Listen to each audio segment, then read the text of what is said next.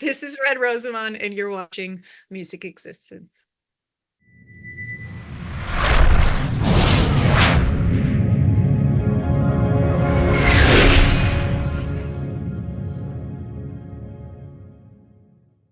Welcome to another instance of music existence where, because of music, we exist. With me, I have Red Rosamond, who on October 18th is going to release her debut album, Work in Progress, or in specific context to how the album is titled, WIP. Welcome, Red. Thank you for Thank, being here. thank you for having me.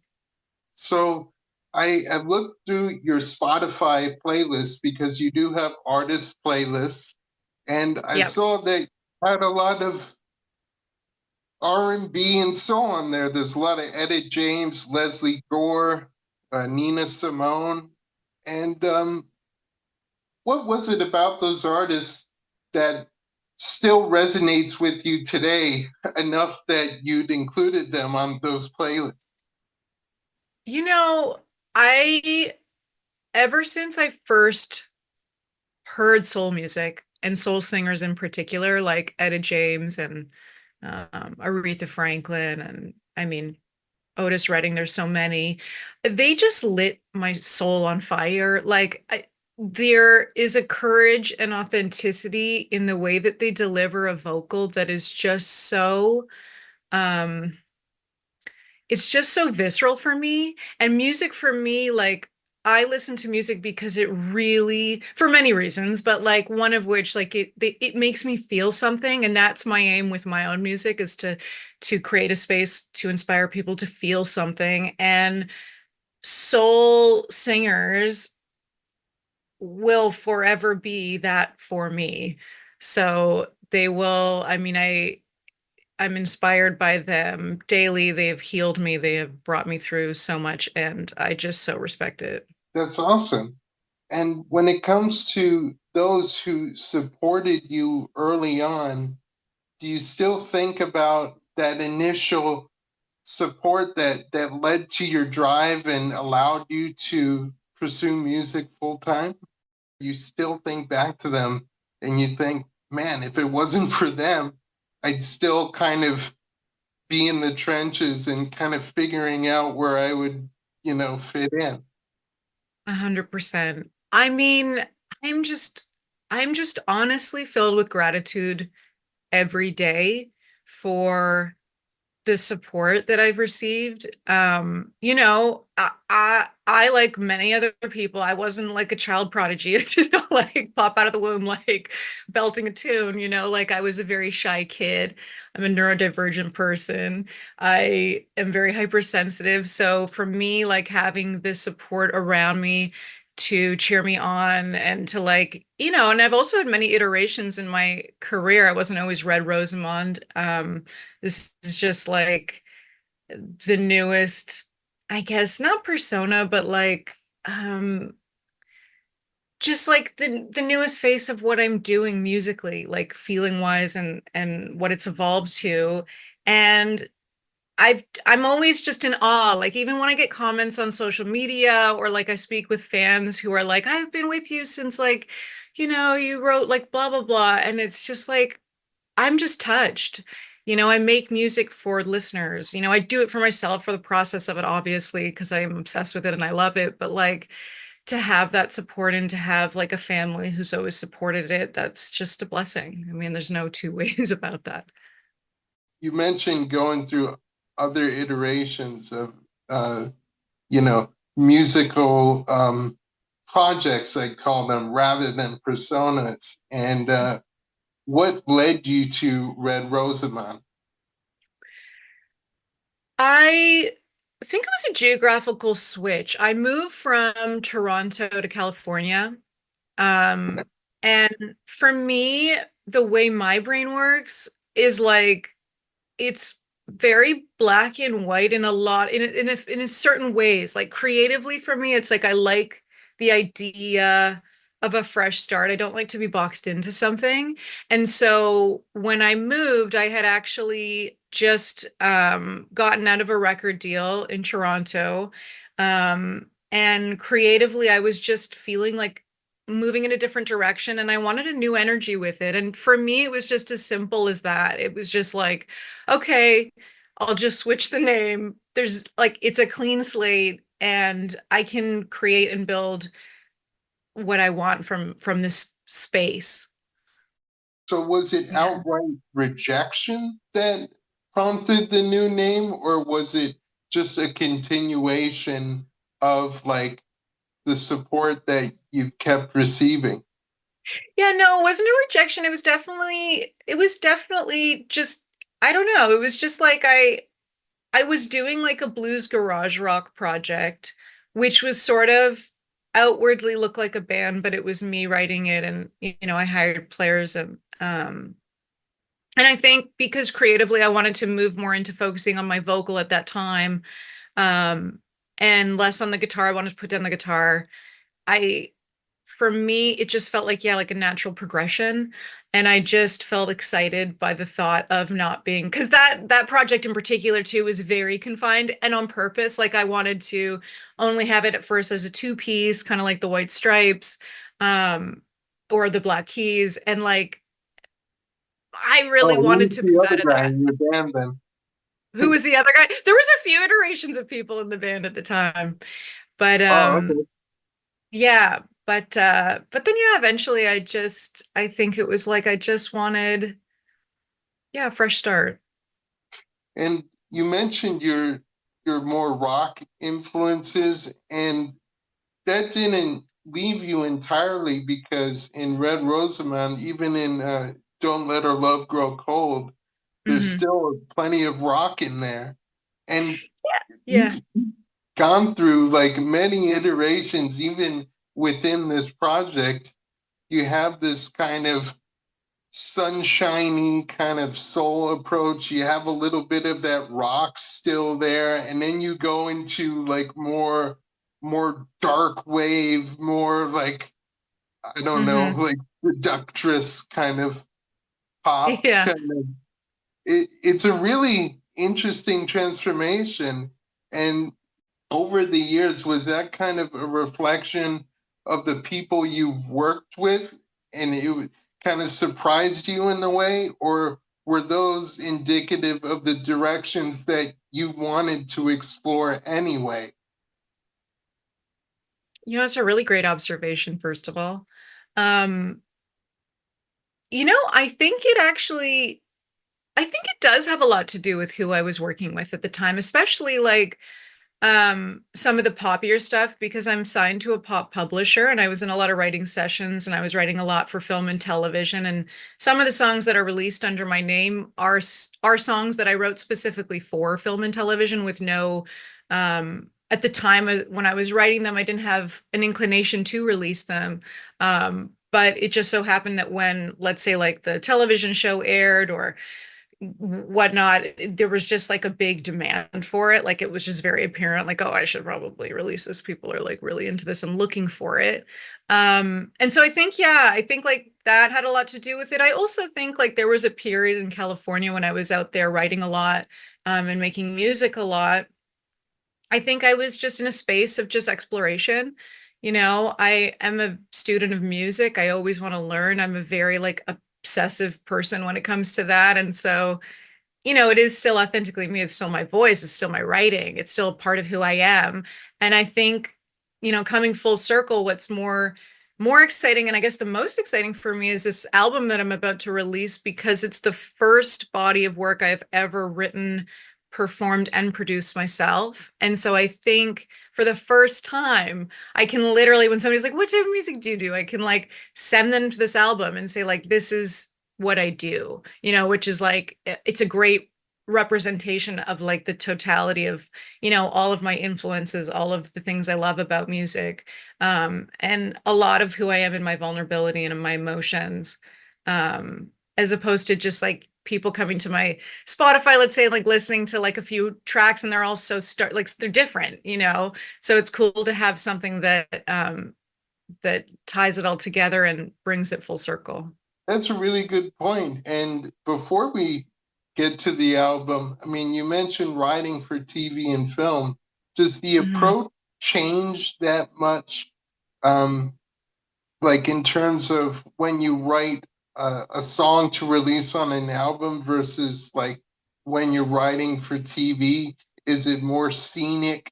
Is it more like filmic? Does it have a lot more like textures, or like does it kind of relate to a specific um I don't know, vibe of like a show or a film? Or is it more of a coincidental process where you write the song and then by sheer coincidence, it happens to be used in a particular show or film? It's actually pretty structured. So like essentially what happens is I'll get booked in a studio session or I'll get an email with like a paragraph brief, which is Okay. like it's by like a music director for a show, let's say, who is looking for a specific type of song. Maybe there's even like some key words that they're looking to like hover around. Like it's very specific where like and that's kind of I love doing it because it's fun for me to To work have within those those confines and guidelines, get right? creative. Yeah, and it gets me out of my head because with my artist stuff, my God, it's like I am a perfectionist and I can like overthink things, but with the film and television stuff, I think it's because I've been successful with it because like it takes away that factor of like me having to be like, is this good enough? Do I have to like Yeah, like with your songwriting stuff, it's kind of like a guessing game, right? with my personal stuff? Yeah.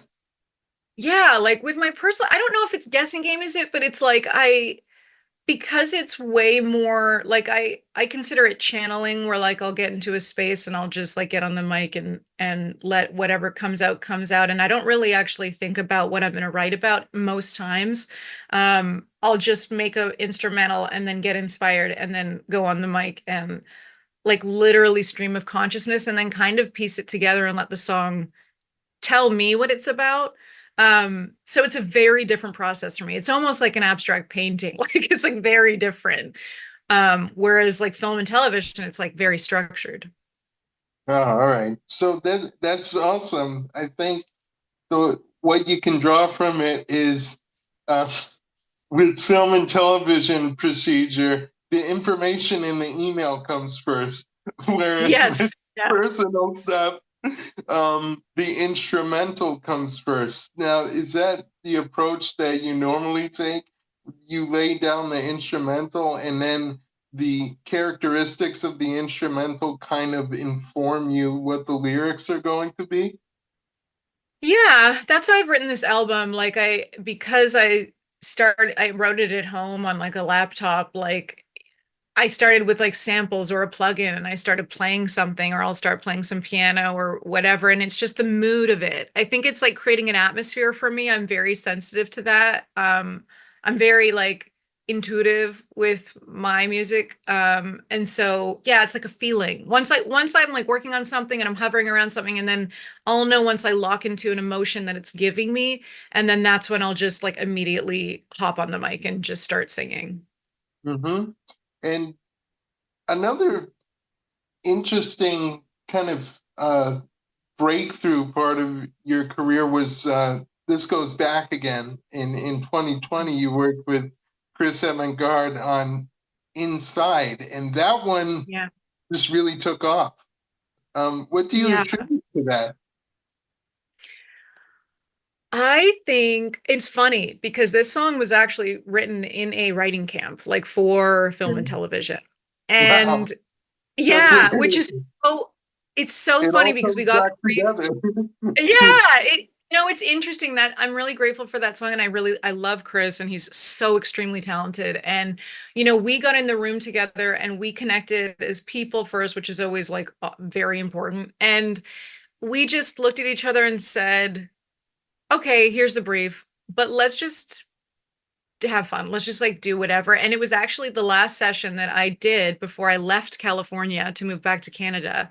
And at that point, emotionally, I was at a pretty like kind of like two middle fingers up, exhausted, like I need to go home and like Like, recalibrate. And fuck so this like, shit. I'm yeah, yeah, moving back to Canada.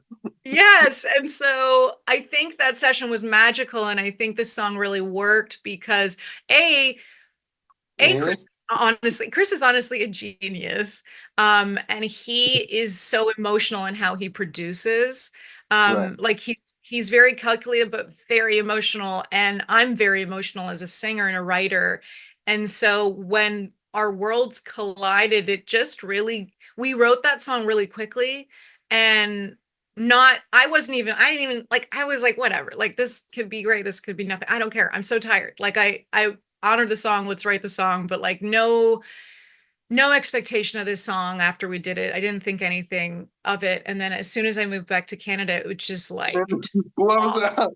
yeah, yeah, which was really affirming because in that moment when we wrote the song, we were just like, let's just do what we want to do. Like we got the brief, but like let's just, trust ourselves. And like that was something I really needed at that time. And so when the song started getting placed and blowing up everywhere, it was just so beautiful.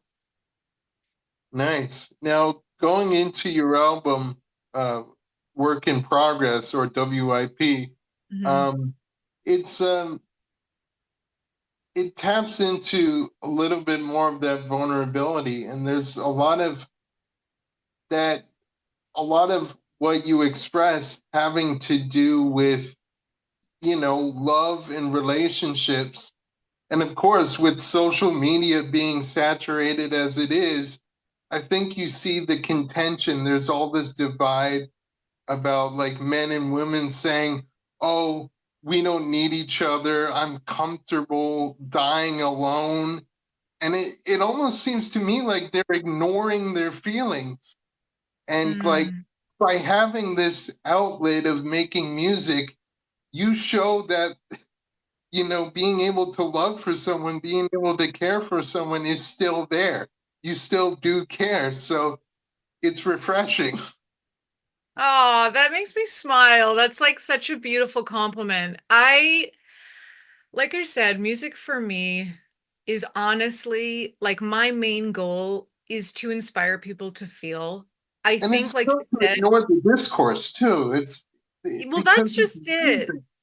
Yeah, we live in a world, like you said, with social media where I feel like there's an extreme pressure to put your best foot forward, your best face Or forward. do it all yourself and not relying on others. Yes. And it's all me, me, me. And Yeah. And that's honestly like, I get how that translates into people being like, I'll die alone. All the things you're saying. Like, I have compassion for it because I understand the inclination towards it. But I also feel a really deep responsibility as a human, as an artist, as somebody who puts their work on a worldwide platform to inspire people to embrace their vulnerability. I think that you know, I have dealt with a lot of mental health challenges in my life. Like I said, I'm neurodivergent. There's a lot of things that like I go through on the daily that, I think need to be or life experiences that I've had that I just feel should be talked about. And they're not often celebrated. Like the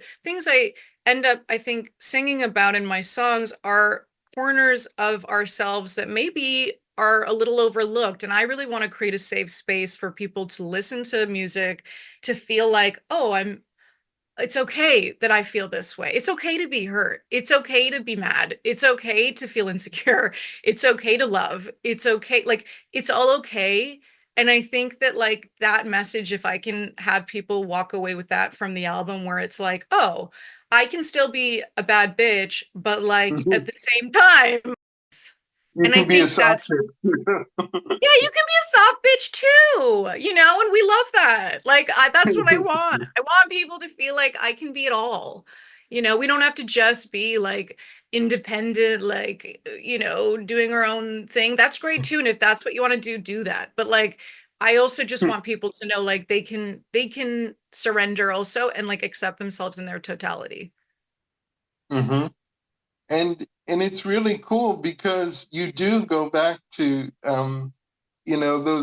those brighter sides with your new stuff, and like, Hmm.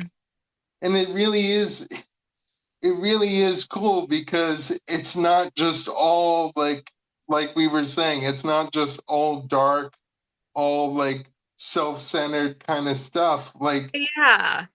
it you know, you still have room for that for I I think back to like the early 2000s kind of late 90s neo soul Cool. and it Yeah. was refreshing to like hear you express that, especially like these days in 2024. That's awesome.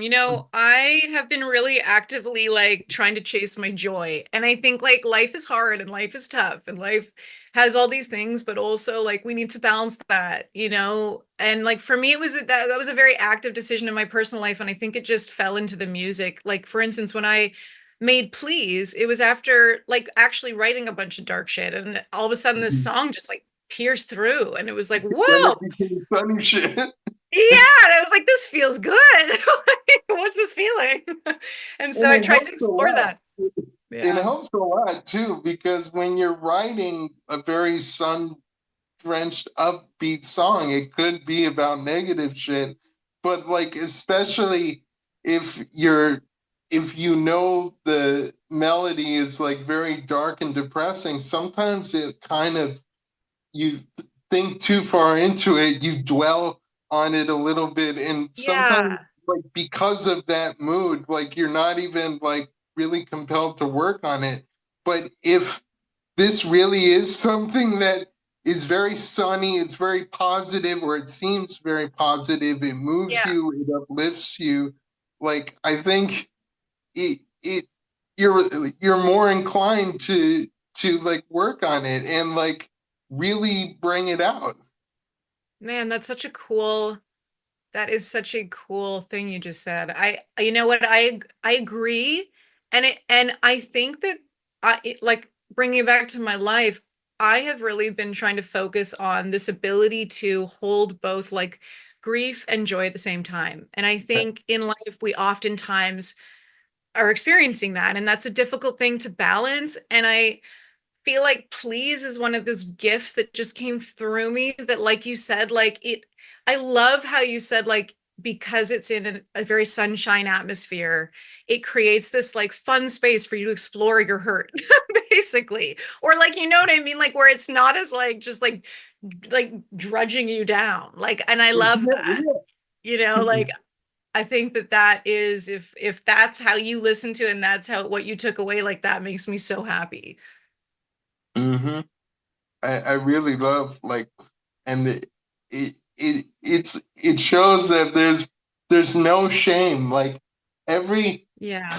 every artist was kind of locked in after a certain point, but I think after maybe 10 years ago, like no one really gave a shit whether you explore like genres from like 10 years ago and all that, because you know how strict it was, like every 2 years like styles would change, and especially with the internet, like you would be so like you wouldn't even know like what was like on the radar too, because it would be so fickle and stuff. But then when you go in into your heart and channel those emotions in the style, whatever it is, whatever era it's from, as long Mhm. as it catchy, as long as it speaks to the soul, people are gonna resonate with it. Yeah, man. That I feel that. Like the really I feel that. And that's like how I've sort of that's kind of my ethos with music is like or creativity. Like I don't like to put a box around anything. I want to explore all things. I am so passionate about music and like for me to be able to blend genres or throw in things that I love and if it harkens back to like, like you're saying like an era of music that like is refreshing to hear again, like that's the coolest thing to me. Like I just want to make what makes me feel good in hopes that it makes other people feel good. Mm-hmm. You mentioned that this is the on your debut album, this is the first album that you've produced entirely yourself. And you've obviously over time have been involved with production more or less. And Mhm. what can you say about your abilities these days from watching others at it and taking in and then like putting in like a little bit of your own efforts and then realizing, yes, this is the sound that I strive to create. Well, I will say this. I'll start with the positive. When I started, it took me, first of all, many years. I wanted to produce for a very long time, Yeah, and I was very terrified of it. And it sounds really irrational, but I think being a woman in the space, for one, where it's like yeah, 2% really of women are music producers. yeah. Um, it's just, and then also the way my brain works, I'm not a very technical savvy person. Right. I was the girl who like always like recorded to tape even in digital era. Like like I was very like, buttons and analog, and that's just sort of what tactile stuff like works for me. So there was that factor too that was like really scary to my brain, because I just thought, I'm not gonna be able to, like, that's not, I can't do that. But then I think, I don't know, I think it was being in California and working with so many amazing producers and watching them work, and nowhere in me was like, I could do that. I literally listened to them and thought they were wizards, which they are, but I was like, okay, this is crazy. They're amazing. But I think after a while of being frustrated that I couldn't get out exactly what I felt like I wanted to get out, I think that overtook me. And then when we moved back to California, or to Canada, sorry, my husband and I, from California, right before the pandemic, when the pandemic hit, I was like, you know what? There is no excuse right now. All I have is time. And I think I needed something for my mental health to keep me like sane during that time, being in complete isolation, even though like I enjoy being in complete isolation, but to keep my brain creative and learning, which is like something that I crave, I really do. It just worked, like it just worked. But when I started, like, oh my God, you can imagine, it's like when you first, like if you're not a singer and you first start singing, it's like, oh, I have a lot of work to do. Like my my first stuff was just like awful. Like just I I remember just being with my husband with my laptop and just trying to like share stuff that I'd done, and we both just like laughed just because it was just like, oh God, like I don't know how this is I gonna can get it. relate. Yeah, like it was just not good. But I love a challenge. I always have, and I'm very determined and very disciplined, especially with like my focus, which has always been music, music and art, but music mainly. Um, and so I will say, from there to today, like listening to this album, I am really proud, and I am really like, wow, like I did it, you know? And there's a perfectionist aspect to me.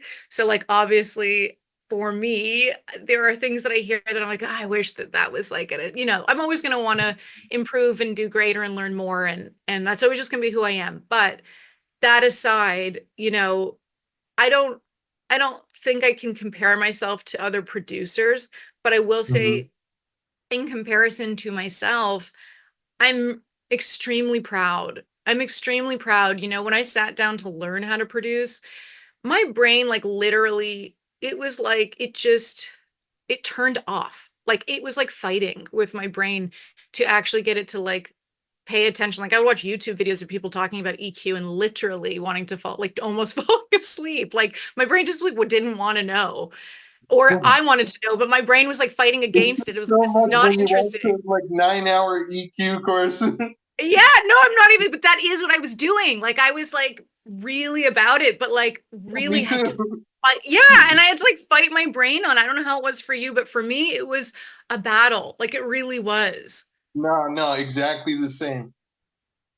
Yeah, until like one day, it's like one day, I just remember being like, oh, I think this is starting to like, I think I'm starting to understand. Like, I think I can start to write I and think I'm like, making an actual song.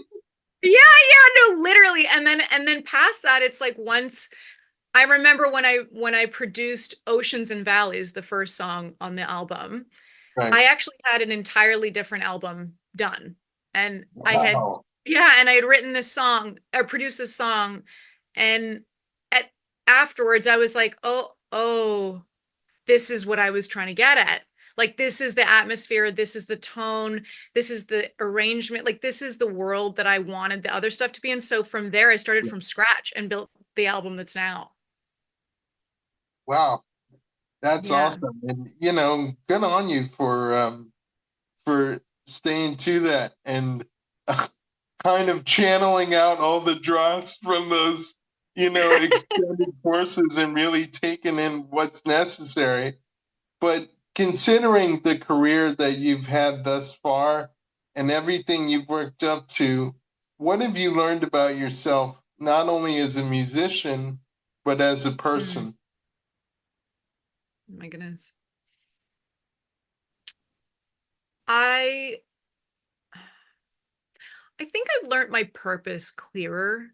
I think in the beginning when I was making music, I mean, I was always inclined to make music once I found it, but there was always this drive, I think,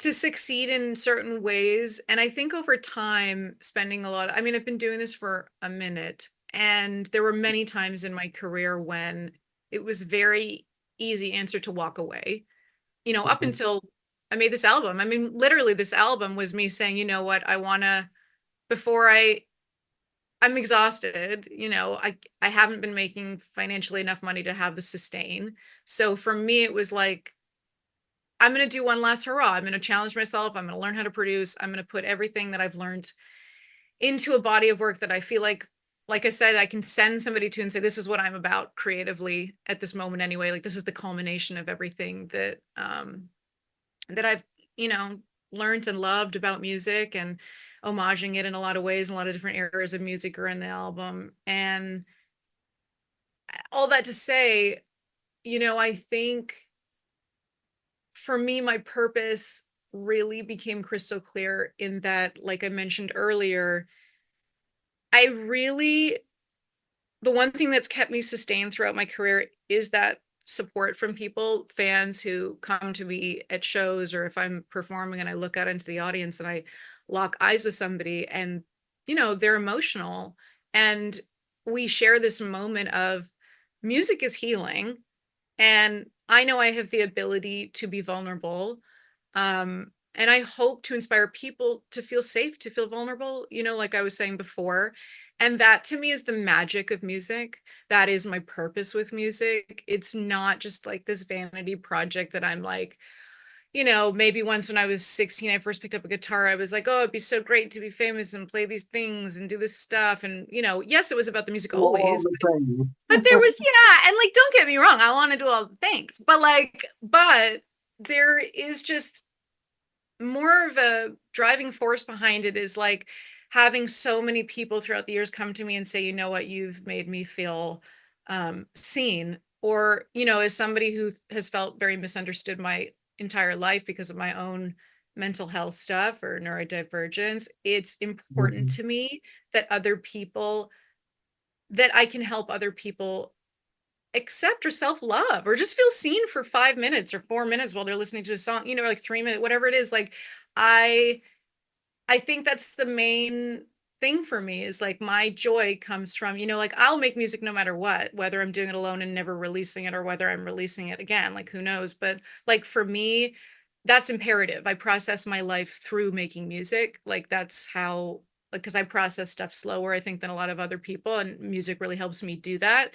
So I'm going to do that anyway. But, Mhm. for me, what I've learned is that the most important thing for me is to be able to be as authentic as possible, to use music, to have music use me, maybe is a better way to put it, as a way to channel through for other people like me. Because there's a lot of us, there's a lot of people out there who use music and get healing out of music. And I think for me, that's what I've learned is the most important thing for me.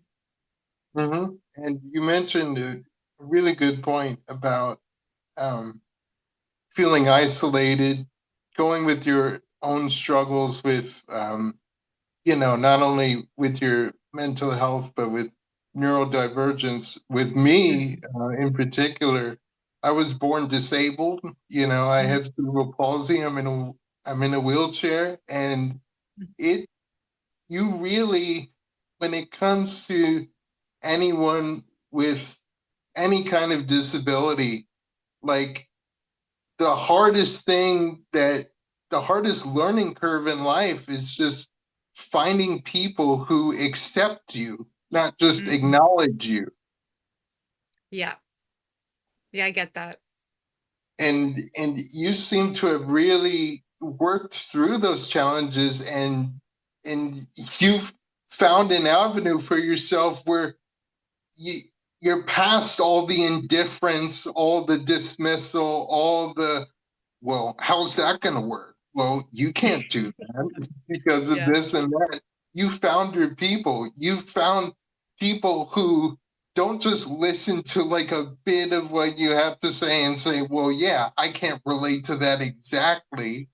Like, Hmm. you found people who totally embrace what you're about. And like, that is admirable. And I've found this in the same way with interviewing others for music existence. No one led me down this path but me. So Yeah.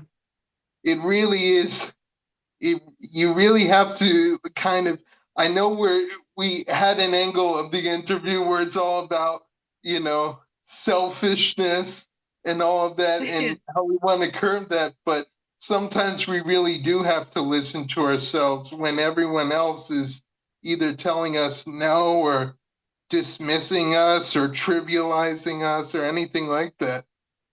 100%. I carried around a lot of shame for a lot of my own things for a long time. You Yeah. know, for me too, for a long time, like I didn't have answers as to what was going on. I just struggled for a long time. I knew something was different about me. Um, but I was really, and I am still like misunderstood as a person, how I am or how I process or how, certain disabilities that I have, you know what I'm saying? But like I think like you're saying, it's like selfishness sometimes is important. Like we need to choose ourselves. Nobody's going to self-advocate for us. Like we're going to Yeah. self-advocate for ourselves.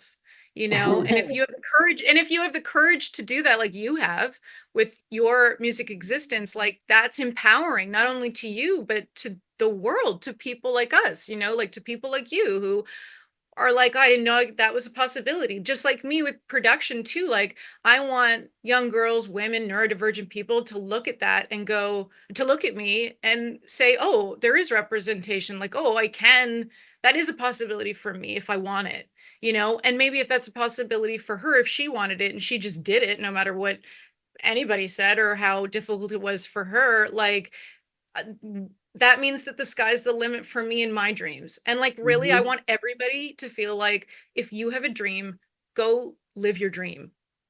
And I think another thing to emphasize with that is any self confidence we have. This is another hard thing to learn. Any ounce of self confidence we have is not delusional. You know, everyone has to have a bit of self confidence. Like, it doesn't mean that we're going to think the world is our oyster and everyone's going to bow down to us. But at the same time, we need to like know when things work for us or what type of people work for us or like I said, what type of people really do gravitate to us and accept us as we are, all this other shit included. Yeah, I do think I'm a little delusional. I'm not gonna lie. Like, I Yeah. think my delusion, like, honestly, I think I do have a little bit of delusion because if not, I don't know if I would have sustained the the journey I've been on in my career, like because in music, like there is no path. It's not like you go to school and like I don't know, you interview for the job and you get, I mean, maybe in some aspects of the industry, but definitely not for the path I've taken.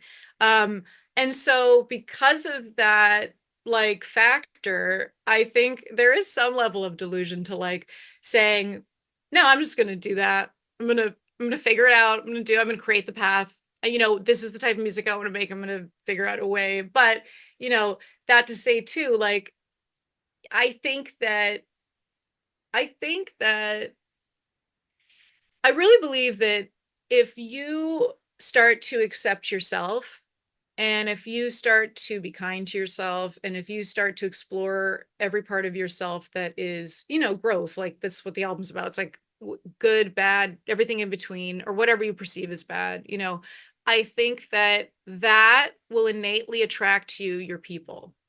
And that's how I've always tried to live my life, where it's like if I can learn to understand myself the best, like I'm still learning to understand myself and I will for my whole life. If I can embrace every part of myself, I can learn how to do that. If I can try to just be on the journey to doing that, it's not like I have to arrive there. If I can do that, I will attract to me my people. I will attract to me the people who, the fans, the friends, the family, the colleagues, all the right people who will vibrate on that frequency. Because it's like we're like magnets. Like if we're not on the same frequency, we're not in the same like room, and if we are, we're not going to be in the same room for very long. You know what I mean? And I really believe that. And then, so with this album and with subsequent material that you aim to put out there, um, is it going to explore more of that vulnerability and again more of those refreshing sunshine vibes, regardless of, you know, the darkness or the perturbing nature of whatever you're going through? I don't know. I like to try and live present. Honestly, Mhm. I Okay. I also never try and put a I don't anymore like to put like an expectation, because a project, if I start with a project and I'm like, this is what it's going to be about, it's never going to end up being what that ever for me, unless it's like for sync or for television, like that type of thing where it's like, no, it has to be about that. Like with my stuff, I, music for me is a very like, I don't know if spiritual process is the right word. It's just Yeah. very, I don't know. It's very nonlinear, Right. very intuitive. So like I don't like to say like, yeah, my music moving forward will be this. I don't know. I don't know. It's whatever will feel right at the time, I think. Awesome. Yeah. Leslie, anything you'd like to say to your fans? I don't know. I guess thank you. Honestly, like thank you. Thank you, like, for the fans that have followed me from the beginning and been through many iterations and just appreciate me as an artist in my totality. And that to me is like appreciating me as a human in my totality, because we all evolve and we all change. And to be embraced, that is such a gift. And to be Mm. embraced for that is such a gift. So I'm very grateful to them for that. And to new fans, I'm just happy. I'm happy you're here. I love each and every one of you, and I hope that you can derive joy from what I do. That's just really it. I'm just super happy.